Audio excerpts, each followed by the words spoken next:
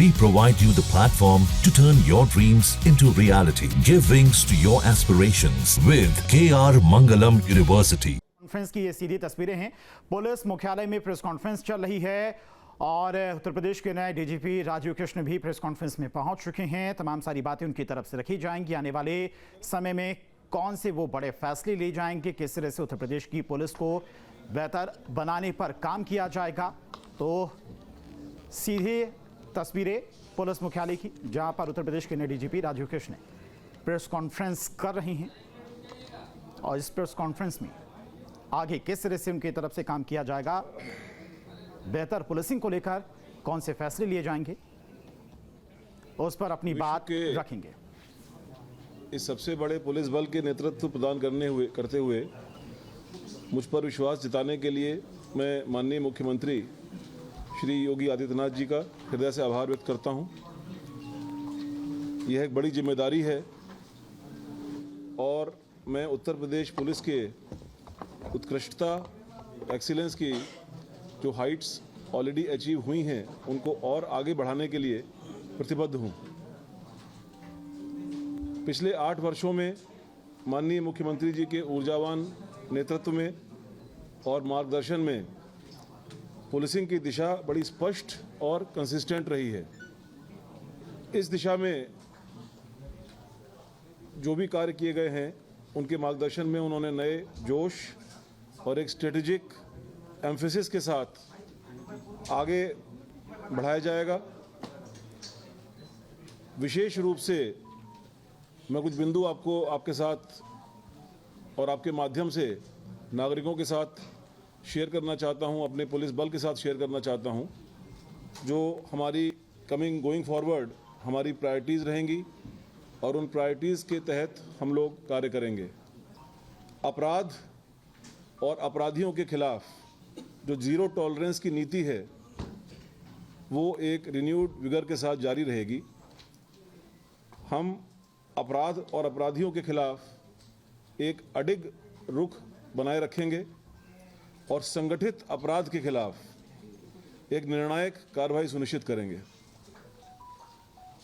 यह नीति हमारी लॉ एनफोर्समेंट की रणनीति के आधारशिला होगी, जिसका उद्देश्य सभी नागरिकों के लिए एक सुरक्षित वातावरण प्रदान करना है।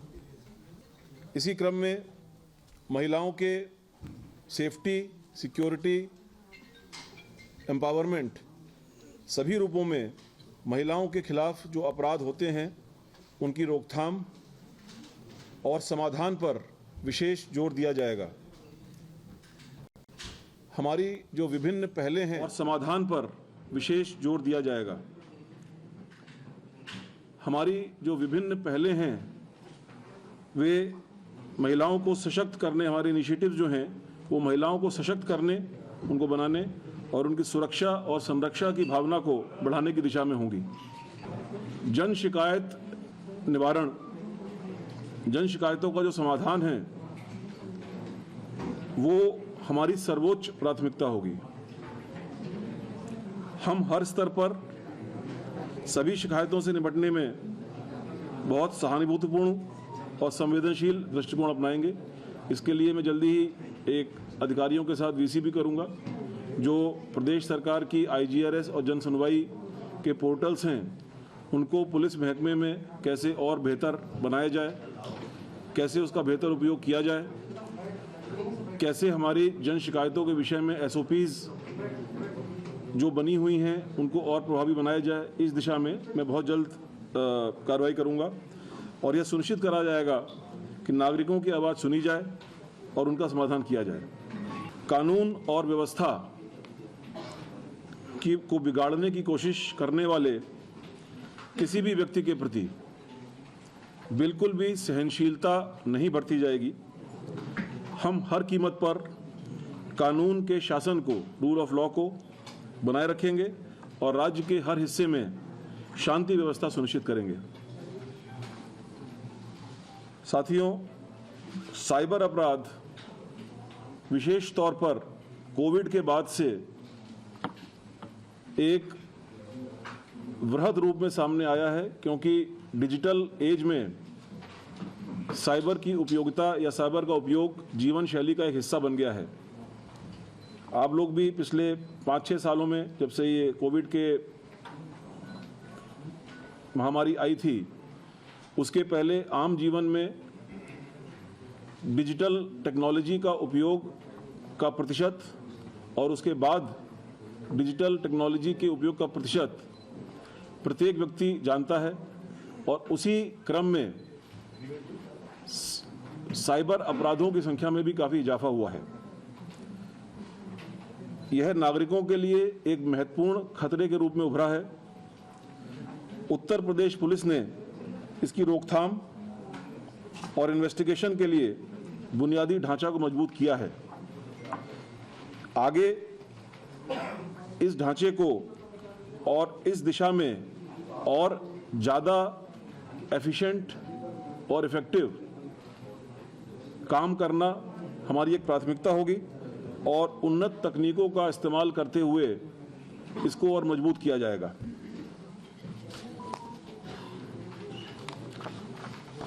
पुलिस कई सारी सर्विसेज प्रोवाइड करती है जो ऑनलाइन या ऑफलाइन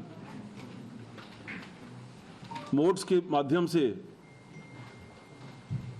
नागरिकों तक पहुंचती हैं। उत्तर प्रदेश पुलिस द्वारा दी जाने वाली पुलिस सेवाओं के दायरों और वितरण में और सुधार किया जाएगा। हम सुनिश्चित करेंगे कि हमारी सेवाएं नागरिकों की ज़रूरत के हिसाब से सुलभ हों और कुशल हों। हम जानते हैं कि उत्तर प्रदेश पुलिस विश्व का सबसे बड़ा पुलिस फोर्स है और बहुत बड़ा पुलिस परिवार है। पुलिस कल्याण पर मेरा विशेष ध्यान रहेगा। हमारे कर्मियों के काम को प्रभावित करने वाली प्रशासनिक और कल्याणकारी मुद्दों पर विशेष जोर दिया जाएगा।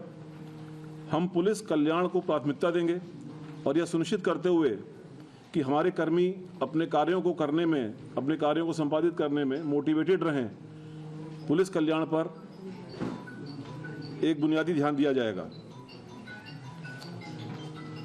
इतने बड़े पुलिस फोर्स में हमारे पास हर तरीके के ह्यूमन रिसोर्सेज हैं। हर एक रैंक पर कांस्टेबल से लेकर हेड कांस्टेबल से लेकर कंप्यूटर ऑपरेटर से लेकर हर एक वर्ग के और अधिकारियों से लेकर हर एक वर्ग पर हमारे पास कई प्रतिभाशाली पुलिस अधिकारी और कर्मी हैं जो कई सारे विभिन्न आयामों में प्रवीण हैं और विशेषज्ञ हैं। उनके कौशल और ज्ञान की पहचान करते हुए जो भी मैंने अभी तक 7 लक्ष्य बताए हैं, उन लक्ष्यों को और बेहतर बनाने के लिए ऐसे कुशल कार्मिकों का कैसे बेहतर उपयोग करें, जिससे कि बल के अंदर एक उत्कृष्टता की संस्कृति, एक्सीलेंस जो है उसकी संस्कृति को बढ़ावा मिले, इस पर मेरा विशेष एम्फेसिस रहेगा। टेक्नोलॉजी और एआई किसी भी बड़े ऑर्गेनाइजेशन, इवन पर्सनल लाइफ के लिए भी बहुत अहम अवयव है, कंपोनेंट है। हमारे जो संचालन की दक्षता है, यानी एफिशिएंसी, हमारे काम करने की जो एफिशिएंसी है और जो प्रभावशीलता है यानी इफेक्टिवनेस है, उसको बढ़ाने के लिए हम टेक्नोलॉजी का और विशेष रूप से आर्टिफिशियल इंटेलिजेंस का व्यापक उपयोग करेंगे। इस दिशा में मैंने ऑलरेडी कई जगह पर काम किया है। मुझे थोड़ा आइडिया है कि ये टेक्नोलॉजीज़ को कैसे बेहतर तरीके से इस्तेमाल किया जा सकता है। एआई हमारे उद्देश्यों को लागू करने के लिए, ये जो पहले वाली 7 प्राथमिकताएं थीं, उसके लिए जो अब प्रोसेसेस हैं वो मैं बता रहा हूँ आपको कि एक तो प्रतिभा और विशेषज्ञता का उपयोग हमारे जो फोर्स है उसमें किया जाएगा, और जो एआई और टेक्नोलॉजी है इसको उपरोक्त उद्देश्यों की पूर्ति के लिए एआई एक गेम चेंजर साबित होगा, ऐसा मेरा विश्वास है। और हम अपने सभी संसाधनों का एक बहुत ऑप्टिमाइज्ड ढंग से, जहां भक्ति है हर शब्द में, कथाओं में छुपे हैं दिव्य रहस्य और ज्योतिष देता है जीवन को दिशा। धर्म से जुड़ी हर बातों को जानने के लिए हमारे चैनल स्तुति को सब्सक्राइब करें। चैनल पर जाने के लिए इस लिंक पर क्लिक करें।